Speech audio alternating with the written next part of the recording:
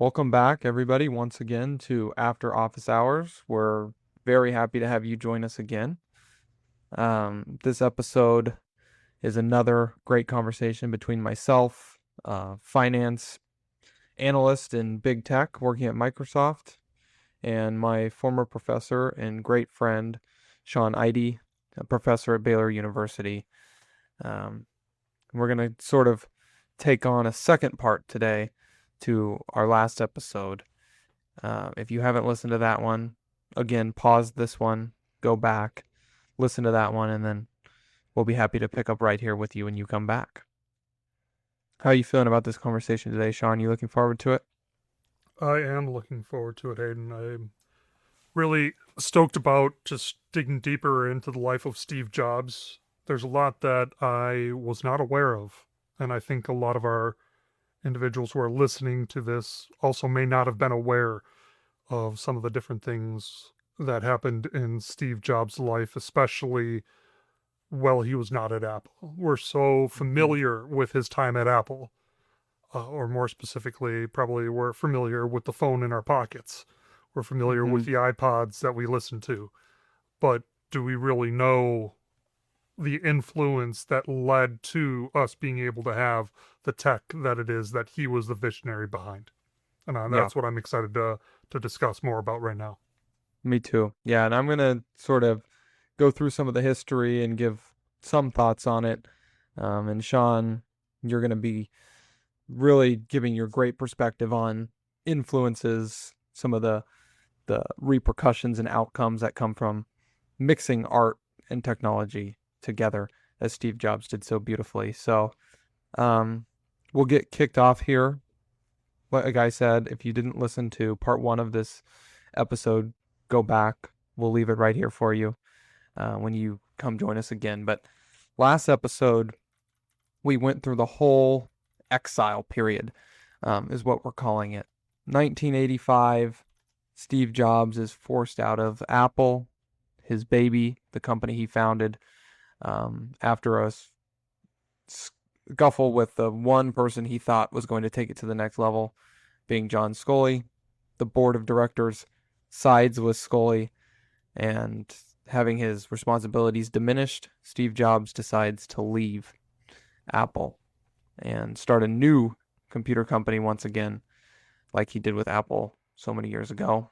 And that company is NeXT, looking to build revolutionary software, commercial grade hardware, um, and all of that comes together with a huge price tag, which ultimately sort of leads to the downfall of NeXT.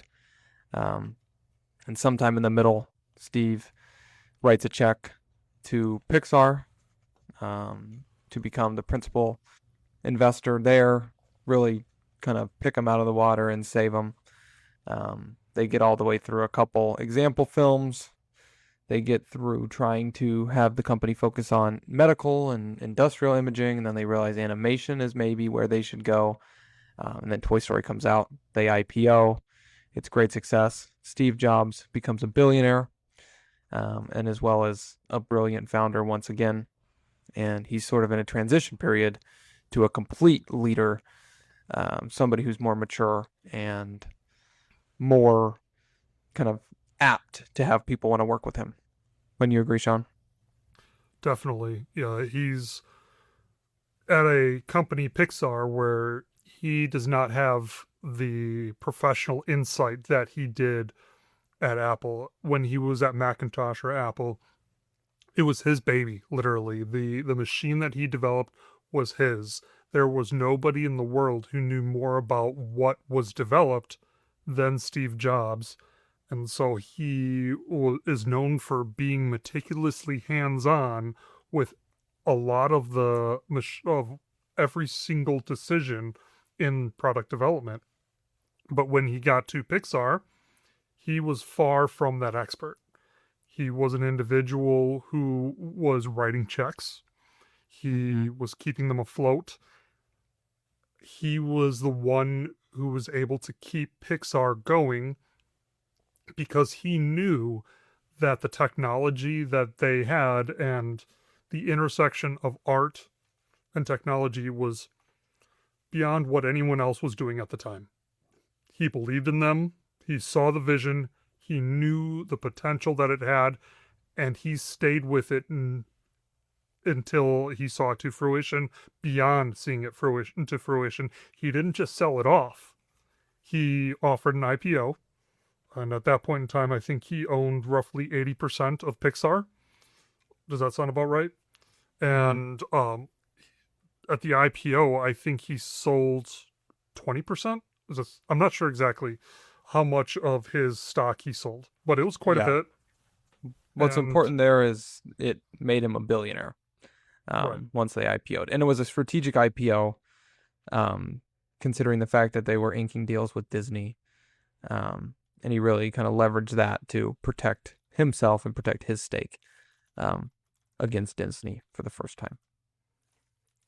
So And why don't you, yeah, go a little bit further into the transition and yeah, the transition from selling Next to uh, Apple. yeah, so we're in the 90s, late 90s, 1997. Um, the next step, kind of Apple is really struggling, almost goes under. Stock is just in terrible, terrible shape. And a lot of analysts are speculating that this is the end for Apple. It was a, mid 80s gem, and now it's kind of run its course. They're following alongside what IBM is doing, what HP is doing, and it's not working. The random crazy amount of accessories, the computers that are mid, the software that is used on every computer, whether it's Apple OEM or not, is just really running Apple into the ground, not going well. So, knowing this and seeing Steve Jobs having a commercial success again after so many years in exile, not necessarily having that sort of success, the idea is brought up that Apple should buy NeXT. And Apple comes to the table with Steve. They're talking about it, and they ultimately, by the end of '98, have acquired NeXT. And they get two main things out of that deal. They get Next Step, which is their software, which eventually becomes Mac OS, iOS, iPad OS, Watch OS. All of the OSs stem from that purchase of Next Step, because really at the time the software is just not going well at all. And of And course, go you ahead. mentioned the huge asset. The reason why it was such great software was because of what were the two things that you mentioned before? Yeah, so they had protected memory in Next Step, which essentially means if one application crashes, the whole computer is not crashing and you're not losing things in other applications, which is huge for professionals and obviously expected in a modern day system like we have today. And then they had multitasking. So you could do multiple things at once, move a window out of the way and start working on another one, which is just huge for busy professionals. And again, something that is expected um, today. So those two things get built into, at the time, Mac OS, Mac OS X, and then officially the other software is kind of later as the engineers take it in and digest it into Apple's products. But then the second big asset that they get um, is an asset in a turtleneck, and one that's pretty difficult to work with. Who do we have, Sean, coming in? We have Steve Jobs, which historically I was reading from his bibliography. He said, "You're not just getting the software; you're getting the talent." When he's Mhm. selling Next to Apple, he's saying, "You're not just getting the software; you're getting the talent."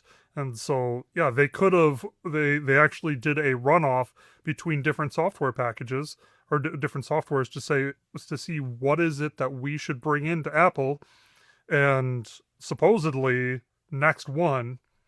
Um, but yeah, you don't want to just buy a software. You want the individuals that came up with that software, or Mhm. else you're just stuck with a piece of software that somebody else built that you really can't do anything with. Exactly. Yeah. So they get Steve Jobs, like you said, they get the talent. I'm sure Steve was very proud of that. And they also get all of Steve's software engineers and software developers. Those folks are coming over as well, which of course Steve views in high regard, as some of them came along with him from Apple originally. Some of them he meticulously recruited again, just like he had done in the early days of Apple. And they're all back now. And So Steve Jobs doesn't come back as CEO. He comes back as advisor, and then they convince him to be interim CEO, which he holds for a few years, eventually dropping that to be full-time CEO. But we'll stay back in 98 for a minute. Go ahead, Sean. this kind of reminds me of The Office, The Office, the show, the episodes where Michael Scott, you may or may not be familiar with The Office, but he's really frustrated by this difficult manager that's just making his life hell. And Mm-hmm. he's like, okay, you know what? I'm going to go out and I am going to carve my own niche. I'm going to bring a few people with me. And when I bring a few people with me, I'm going to, just cut up y'all's market share horribly. And, so he does that. And so Michael Scott does that with a few of the employees. And then when he realizes, oh gosh, we don't have what it is that we need to make this happen the way that we want it to, he Mm-hmm. goes back to Dunder Mifflin and he's like, hey, I'll sell it back to you. This is what I want. I want a job for me. I want a job for Pam. I want a job for Ryan. We all want our jobs back. And except at that point, he was not taken back as the advisor. He was taken back as the head of, the Dunder Mifflin Yeah. regional. But I don't know. To you, does it seem really similar? It's like it's a parallel. Yeah. Michael Scott left and came back in the same way that Steve Jobs left and came back, and Yes. very similar way. You can't bring up an Office quote without expecting me to talk about it for a minute. So I agree. And now I have this vivid picture in my head of Steve Jobs' army crawling around the office stealing letterhead. So thanks for that. But I really do think it's a parallel because Michael does quit. Steve kind of quits, but he feels more ousted.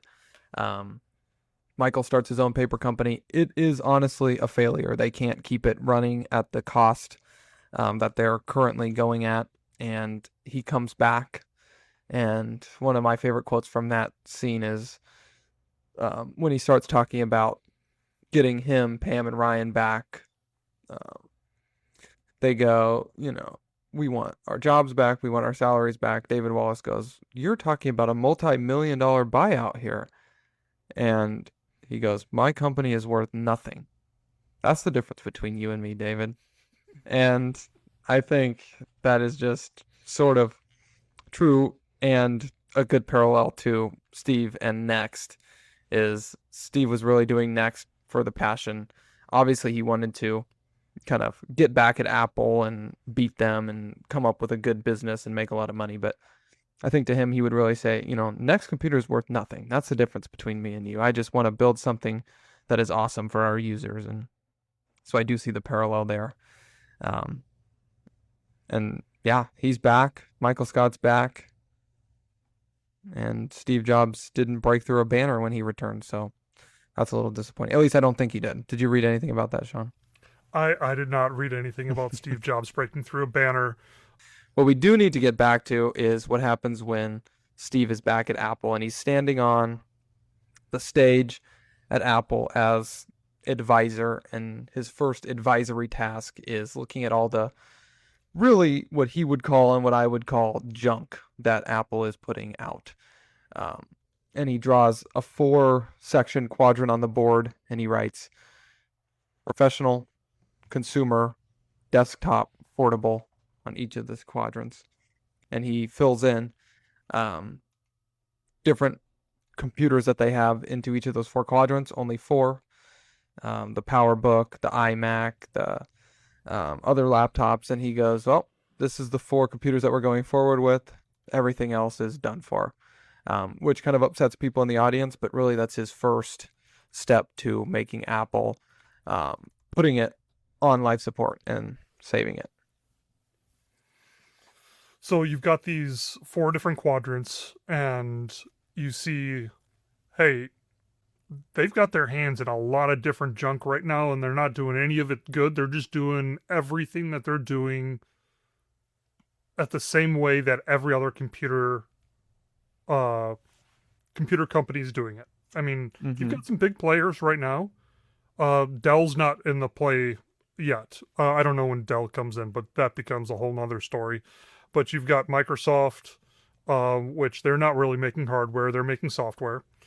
You've got though like IBM. Um, I'm not sure when Hewlett Packard comes in, but you've got these.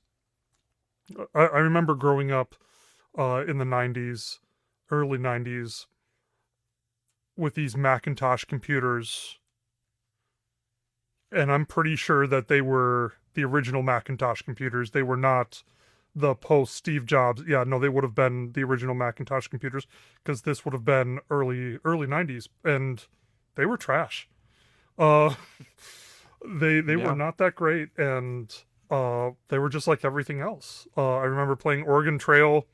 I remember the command prompts, and it really wasn't much of a difference between a Windows-based computer, a Mac-based computer, and various other ones where you just start with a command line prompt to start your machine. I Mm-hmm. remember growing up with Windows 3.1 back in would have been, you know, 93, 94. Um, but yeah, Macintosh was not known for being anything spectacular. It was At just another least once machine. again. At least Right. once again. Yeah. And it was something that we had at our schools, and they had a pretty big market share in the schools for a little while. But yeah, it was they were struggling. Yeah. Yeah, and I think the products again were not differentiated. They were, beige and they were big and they were plastic and they were ugly, which a lot of the other computers were at the time. And what you see is Steve comes back to Apple. He does his famous four-quadrant cutting of products. And really, in the next few years, you start to see what working at Pixar, what trying to make NeXT work taught Jobs. And I think some of those things are world-class software as a baseline, kind of making sure platforms can survive the long term with software, with hardware, building tools that users are really excited to use and they don't just have to sit down and use as a tool, but they get to carry out their vision with the tools. And I think he really reinforces that, engineering quality inside and outside is very important. And then you start to see elegant technologies that are also successful, right? So he doesn't just put elegant design on desks. He really makes sure they work, especially with the iMac G3 and the color shells and the blueberry and all those crazy clear colors that nobody had ever seen before. Um, it really shows that we understand what customers want, and customers don't want to use some scary big beige computer that looks like their doctor's typing in their medical notes on it, right? We want it to be fun. We want it to be approachable. Um, and that's why you see things, just random things you might not even think of, like the handle on the G3. Are you gonna pick that up and take that somewhere? Probably not. But the fact that there's a handle there allows you to approach it like you could, right? So he starts to pick up lessons like that, and I think he continues to solidify his interest in mixing art and technology. Wouldn't you agree with that, Sean? Definitely. I remember just how ugly computer labs were. We would walk into a computer lab, and even after Steve Jobs, came back, but I was I would have been in grade school in the early '90s, and it was just a doldrumish place. They served a very specific purpose. They were very ugly. You would have your floppy disks. Everything was square. Everything was black or tan. The computers were not black; they were sand. Everything was sand colored, which Mm-hmm. just blended right in with the brown tables that they were sitting on. And then all of a sudden comes the Mac G3, right? And Mm-hmm. you're like, computer labs can look cool. I remember watching this episode of Smallville, and somehow the computer lab, they got something from Lex Luthor, or something happened where Lex Luthor donated a whole bunch of G3s. They got a whole bunch of G3s, and I looked at that and I was like, that'd be so cool. I didn't know the computing difference from one computer to the other. I was still young. I knew very little about it, but it's you look at it and you get excited to see those machines. And he really brought together the hey, I want to get on a computer that looks inviting. And that's what he brought to the world of technology. And we see that with Toy Story. Technology and art does not need to be divorced. No, Technology and art is something that when you put it together, it's inviting, it's exciting, and it's something that everyone can engage with. Like you said, people aren't afraid of it at that point in time. They can jump into something that they otherwise might have been afraid of. Still, personally, we have so many students here at Baylor that they come and start their journey in the business school, and all that they've ever used is a Mac computer because it's easy, it's simple, it's intuitive, and that all stemmed from Steve Jobs. He saw this opportunity to bring art, to bring functionality, to bring the operating system without compromising the operating system, to bring them all together into one cohesive environment that was easy to use. That all stems from Steve Jobs. Unfortunately, it's not nearly as functional as my opinion, a PC and Microsoft products. And so we have to tell them, okay, now you've got to use Microsoft products. But yeah, there's something to be said about the usability, the end user. Why do individuals love the iPhone? Why do individuals love using Mac products still? It's because there's the aesthetic aspect together with the functional aspect, and that all stemmed from Steve Jobs. And I don't think that we would have that today if it weren't for him really showing that proof of concept with Toy Story.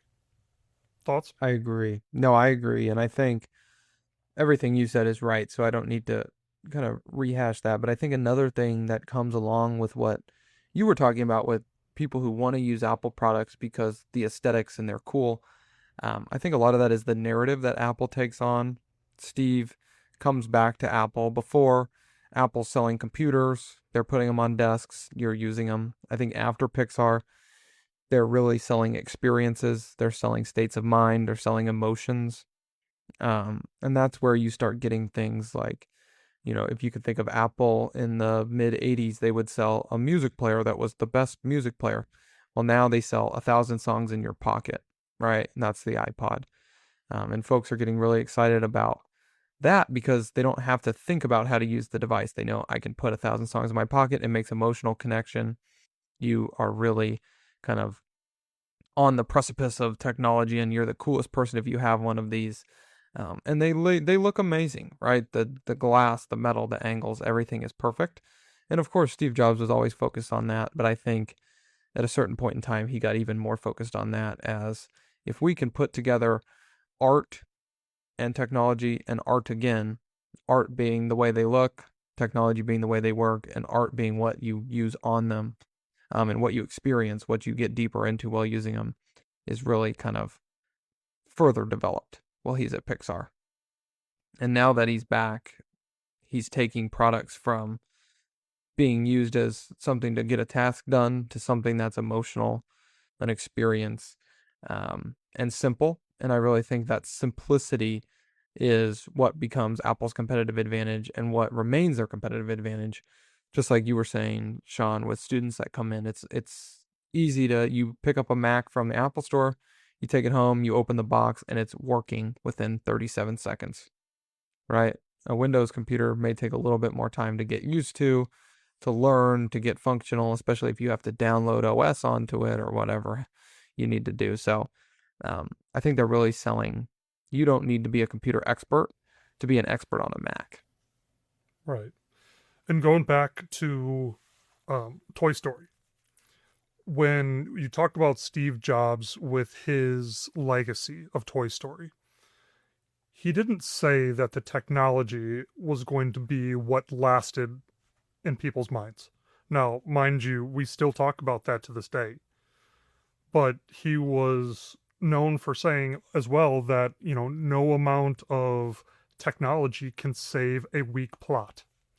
It was Mm-hmm. the plot of Toy Story, it was the heart of Toy Story that he expected to live on forever. And so you have Toy Story, these relationships, and the true operating power of Toy Story that allowed the technology to be showcased.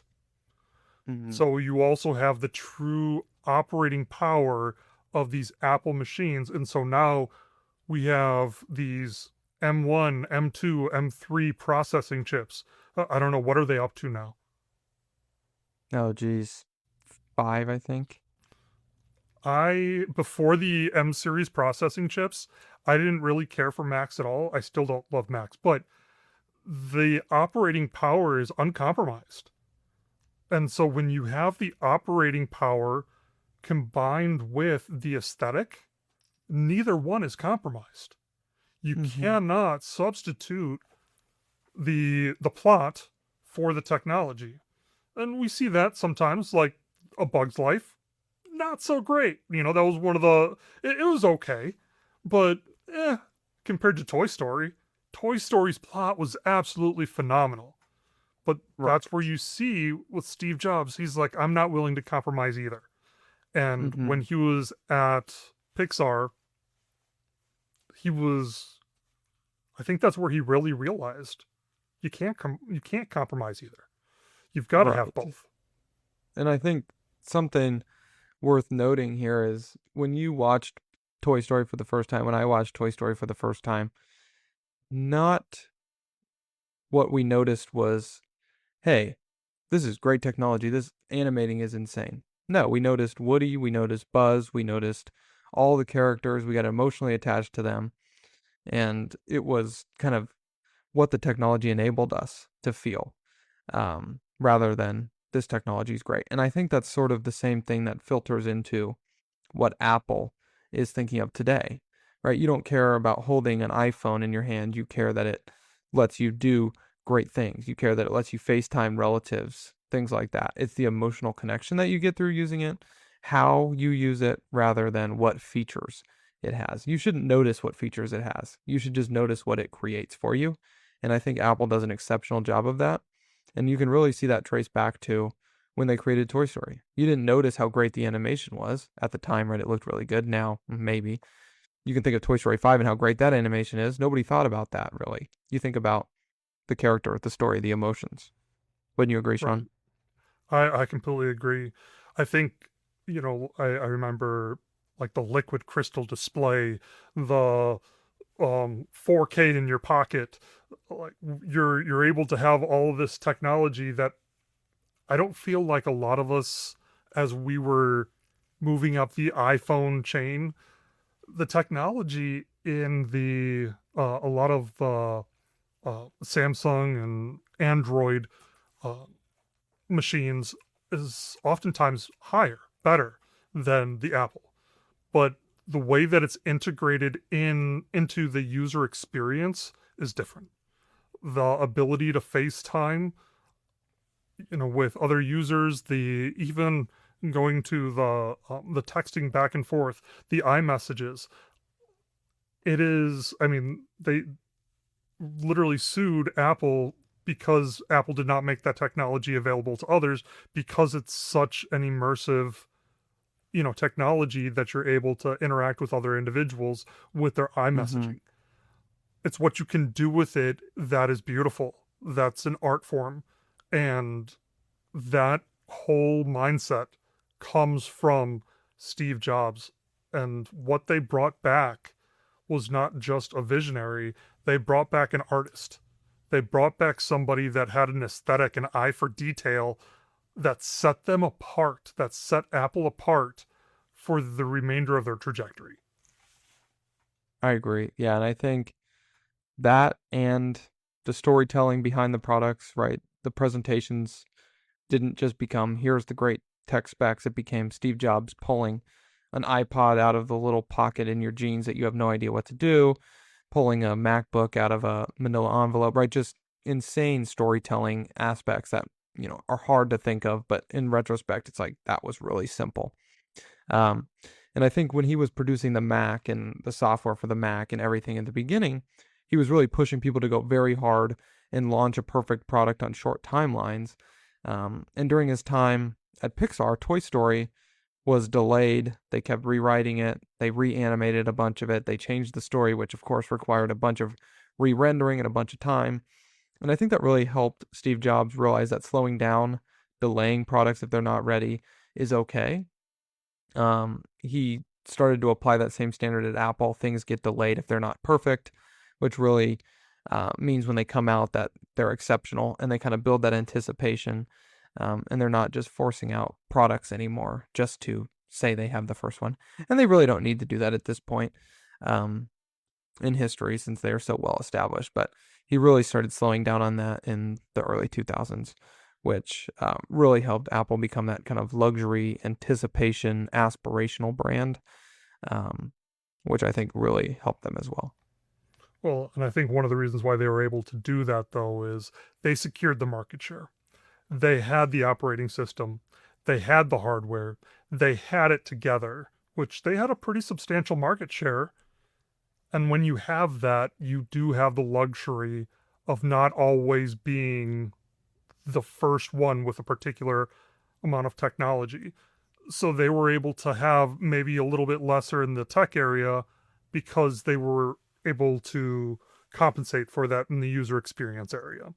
And I think that's a really good lesson for us as business people to hold on to, that the user experience can very much so compensate for what you might lack in other areas.